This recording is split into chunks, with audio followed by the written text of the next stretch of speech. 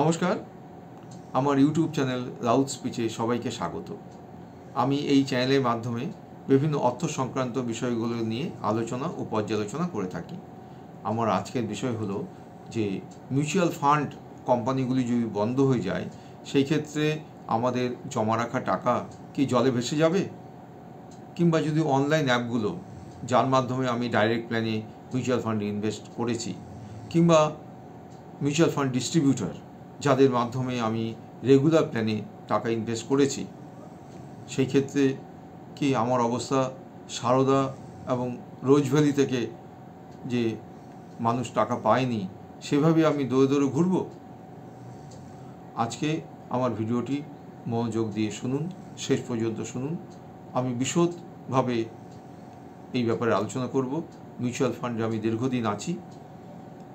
আমার চ্যানেলটি যদি ভালো লেগে থাকে তাহলে আপনার চ্যানেলটি আপনার সাবস্ক্রাইব করুন এবং এই ভিডিও ভালো লেগে থাকলে আপনার ভিডিওটিকে লাইক করুন। এবার বলি, মিউচুয়াল ফান্ডের ব্যবসা এবং তার প্রশাসনিক ব্যবস্থা এই দুটোই ভীষণভাবে regulated securities exchange board of ইন্ডিয়ার মাধ্যমে। ঠিক যেমনটি আরবিআই রেগুলেট করে ব্যাংকিং ব্যবস্থাকে। আমরা প্রত্যেক দিন রাত 9টার সময় জানতে পারি যে আমাদের ন্যাব, নেট এসেট ভ্যালু কী অবস্থায় আছে।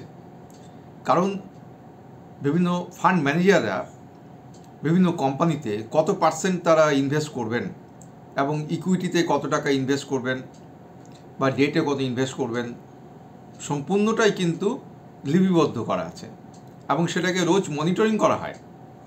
আমি যে ফান্ডে রাখবো সেটা ইকুইটি রিলেটেড হতে পারে, কিংবা ডেট রিলেটেড হতে পারে, কিংবা হাইব্রিড হতে পারে।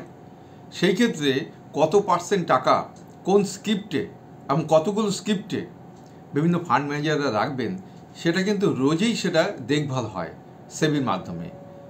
একটু গোলমাল হলেই বা ঝুঁকিপূর্ণ অবস্থা থাকলেই সেবি কিন্তু ব্যবস্থা নেয়।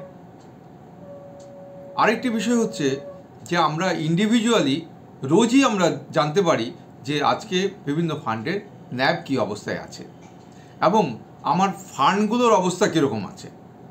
প্রথম বলি, আমি কি করে আজ রাত 10টায় বসে, প্রতিদিন রাত 10টা-11টায় বসে আমি জানতে পারবো যে আমার যে ফান্ডগুলি আছে সেই ফান্ডগুলির অবস্থা কী ধরনের।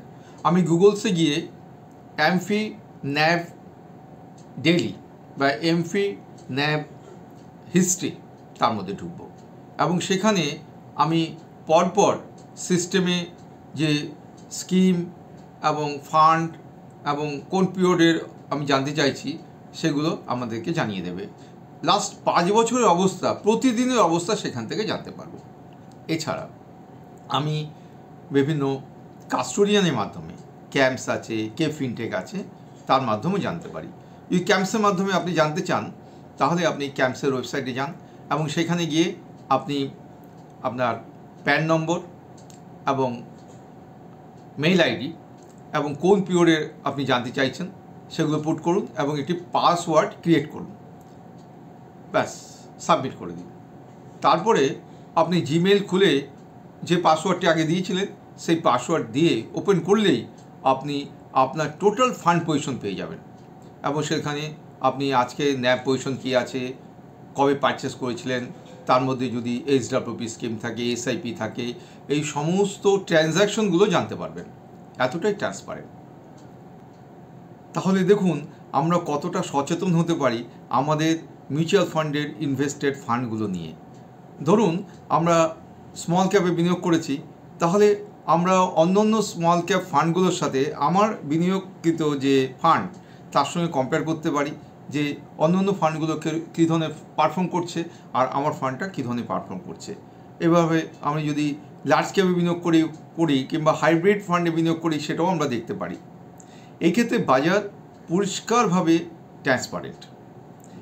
এবার কি হয়, যদি দেখা যায় যে মিউচুয়াল ফান্ডের যে ফান্ড ম্যানেজার তিনি যেসব স্ক্রিপ্টে বা যেসব কোম্পানিতে বিনিয়োগ করছেন সেসব জায়গায় তিনি ঠিক পারফর্ম করাতে পারছেন না এবং এমন দেখা গেল কিছু ফান্ড সেক্ষেত্রে খুবই বাজে অবস্থা হলো এবং সেই স্কিমগুলো বন্ধ করতে হলো। সেক্ষেত্রে কিন্তু ফান্ড ম্যানেজার বা মিউচুয়াল ফান্ড কোম্পানি টাকা নিয়ে পালাতে পারবে না, বা অন্য কোনো জায়গায় তিনি কিন্তু ইনভেস্টমেন্ট করতে পারবেন না। সেক্ষেত্রে সেবি দ্বারা কিন্তু রেগুলেটেড, সেবি কিন্তু পুরো নজর রাখবে যে ফান্ডটি কী অবস্থা হচ্ছে, এবং সেবি নির্দেশে কিন্তু এই মিউচুয়াল ফান্ডের স্কিমটা বন্ধ হয়ে যেতে পারে। সেই ক্ষেত্রে একটা ন্যাব হিসেব করা হবে, নেট অ্যাসেট ভ্যালু, এবং আপনি টাকা পেয়ে যাবেন। যদি দেখা যায় যে কোম্পানি বন্ধই করে দিতে হলো, আমরা দেখেছি যে রিলায়েন্স মিউচুয়াল ফান্ড সেটা পরিবর্তিত হয়ে নিপ্পন ইন্ডিয়া হয়েছে, রিসেন্টলি আইডিএফসি মিউচুয়াল ফান্ড পরিবর্তিত হয়ে বন্ধন মিউচুয়াল ফান্ড হয়েছে। সেক্ষেত্রে ইনভেস্টরদের কি কোনো লোকসান হয়েছে? হ্যাঁ, হয়তো কিছু সময় তারা ন্যাব ভ্যালুটা কম পেয়েছে। আবার এমন হয়েছে যে নতুন কোম্পানি যখনই টেক ওভার করলো সেক্ষেত্রে ফান্ড ভ্যালু অনেকটা বেড়ে গেল। অতএব কোনো চিন্তা নেই এই মিউচুয়াল ফান্ড ইন্ডাস্ট্রি থেকে বেরিয়ে যাবার। মিউচুয়াল ফান্ডে টাকা রাখুন এবং দেখবেন এই ক্ষেত্রে আমরা যে ইনফ্লেশনটাকে, মুদ্রাস্ফীতিকে বিট করতে পারছি। কারণ আমাদের যে মূল টাকা যেটা আমরা পারচেজ ভ্যালু ইনভেস্ট করেছি সেটা কিন্তু লং রানে বেড়েই যাবে। একটা কথা বলা হয় যে মিউচুয়াল ফান্ডে মার্কেট রিস্ক আছে, অনেকে ভয় পান এই কারণে যে মার্কেট রিস্ক আছে, বিজনেস মানেই রিস্ক আছে, কিন্তু আমার মনে হয় লং রানে কোনো মার্কেট রিস্ক নেই। মিউচুয়াল ফান্ড মার্কেটে ভয় একদমই পাবেন না। 1990 সালে 25শে জুলাই 1007 সেন্সাস ছিল, আর আজ 28শে মার্চ 2024, আজকের তারিখে 73,635 সেন্সেক্স। কমেনি, বেড়েই যাচ্ছে, এটাই দেখার। অতএব যে মিউচুয়াল ফান্ড উঠে যাবে, মিউচুয়াল ফান্ডের কোম্পানি বন্ধ হয়ে যাবে, এই ক্ষেত্রে আমাদের ভয়ের কোনো কারণ নেই।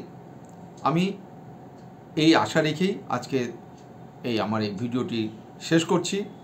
আপনারা আমার এই ভিডিওটি লাইক করুন এবং আমার চ্যানেলটিকে আপনাদের যদি ভালো লেগে থাকে তাই সাবস্ক্রাইব করে দিন। সবাই ভালো থাকুন।